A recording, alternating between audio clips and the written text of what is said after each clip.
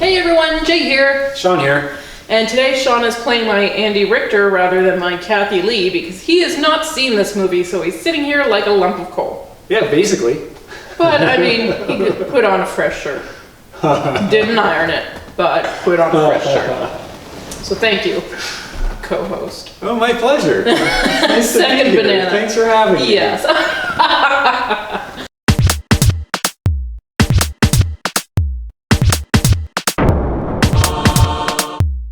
Okay, so turn down the mood a little bit here. We're having way too much fun because we are here to talk about a new movie just out on Netflix called Lost Girls. Uh-oh. Yes. So lots of people are staying away from theaters. And that's good if that's what you want to do because let's keep healthy. But, you know, Netflix has pumped out a few new things today to get us through these tough times.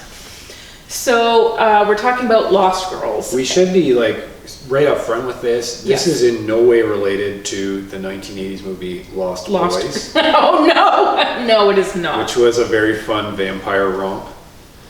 Some would say. Some would say. Yes, it is not. You know, ladies are getting their turn. All female reboot. No, it's a true story about a serial killer in Long Island. Yeah. So Amy Ryan stars as the mother of a lost girl. So this, her, I think 24-year-old daughter does not show up to dinner one night. And she was expected because she was going to loan mom some cash. But she doesn't show up and nobody ever sees her again. So as we start uncovering things, like the police are extremely low-key about this disappearance. They're very, like, not into this investigation in any way. It turns out she's a prostitute.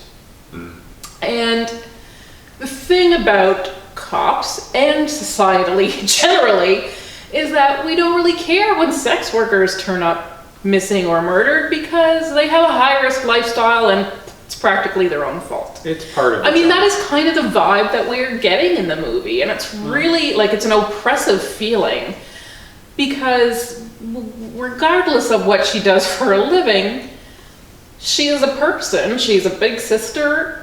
Thomasin McKenzie, the Jew girl in the attic of Jojo Rabbit, stars as her sister.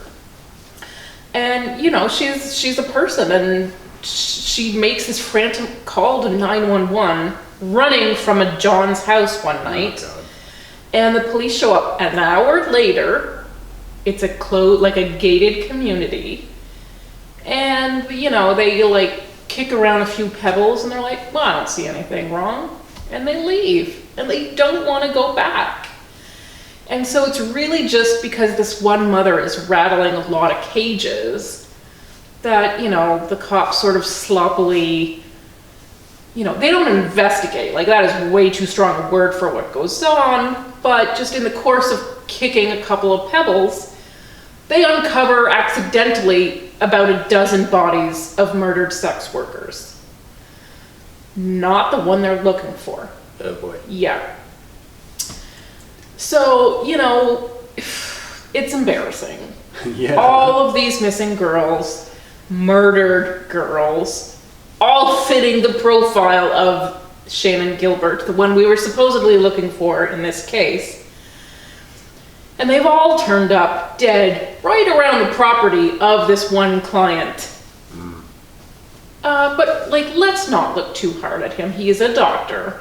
Oh, he's a good guy then. Yes. And, you know, cops like to party in this town too. Wink, wink. So it's really tough because Gabriel Byrne plays, like, the lead, like, not even lead investigator, like he's the chief or whatever. Okay, yeah. So, you know, you sort of, you know him and you kind of think of him as a good guy, and he's not totally an asshole in the movie, but he's sort of, even before this happens, known as not having done a really great job. And, you know, he feels a little bad about this. Like, when the mother is in his face, he feels uncomfortable. But not super bad. But not super bad because no arrests are made, like nothing is really done. you know, the mother, like a year or more later after her daughter has disappeared, like basically has to take it to the media and shame them into looking in this doctor's backyard where they do find the body. Still nothing gets done. So it's not like a super fun watch, but it is a really nicely done movie. Again, about a true story. This missing woman is a real missing woman, and so are all the other bodies in the fields, some of which are still unidentified because they just don't care. They're not looking for these people. No. They disappear off people's radar and it doesn't matter. And perpetrators know that. That's why they choose them as their victims. That is where, if you want to be a serial killer, well, want to be a serial killer, if you are a serial killer, Yes. that's a great group to target for that reason. Yeah. Because no one's looking for them. Mm-hmm. So you can really pile up 12 or 20 corpses in your backyard without too much trouble, without the cops even really ringing on your door. That's right. And instead of saying sex work is high risk and they are pretty much asking for it, which nobody is asking to get murdered, they should be saying this is a high risk job, let's maybe work harder to protect them. Yeah, no kidding. I mean, that would be what you would think the police would want to do if you're getting into this business of to protect and serve. Yes, or should at least want to pretend to be doing it or appear to be doing that. Like, well, I mean, if you're a detective, also you would think, hey, let's go run some DNA tests. This will be interesting. Mm-hmm. I like solving mysteries. Oh no, they basically like kick at the bones and they're like, she probably died here of exposure. Which, I mean, the medical examiner was like, well, I'm pretty sure it was the strangulation that got her, but, you know, also you didn't look for her for a year, so she did decompose out in the elements where you left her all this time. Yeah. So, you know, it's a bit of a, I mean, it's really not a preachy movie because it just kind of tells the story.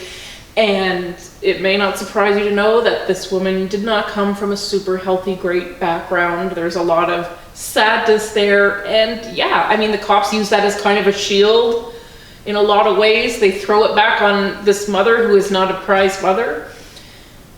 And, you know, just the layers of victim blaming is tough to take. And I think the director, Liz Garbus, handles it really well.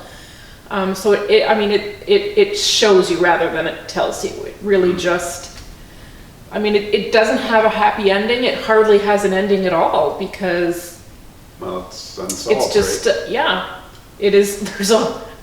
Nobody is even looking for this serial killer. We found this many bodies and we don't even, like, clearly this is the work of somebody who is, and yet, no. Yeah, so there's still more bodies piling up. Mm-hmm. He's still out there. Yeah. So I know a lot of people love true crime on Netflix, and we can be some of those people at times. They have had a lot of great series. This is a fictionalized, you know, movie about a really sad case that maybe needs its own series. I mean, it sounds interesting, and it does sound like some of the stuff we've watched and enjoyed as much as, I mean, it's very interesting, and it's unfortunate because so many of these stories involve cops who are not doing a very good job. Yes. And the only time we hear about these stories is when the victims have an advocate. And I think in this case, you know, these are voices that are really go unheard in our society. So it's good that this has got made then. Yeah, I think it is. I mean, it's always good to shed a little light on this and just remind people, because you may be shocked. You may live near this community and not have ever heard of this, because this is one of those cases that just went way under the radar. So it's on Netflix right now. It is not like a super fun, happy time, but I think it is a good movie and it's worth your time. Thanks, Jay. Even yours, Sean. Okay. All right. Thanks for watching, everyone. Bye.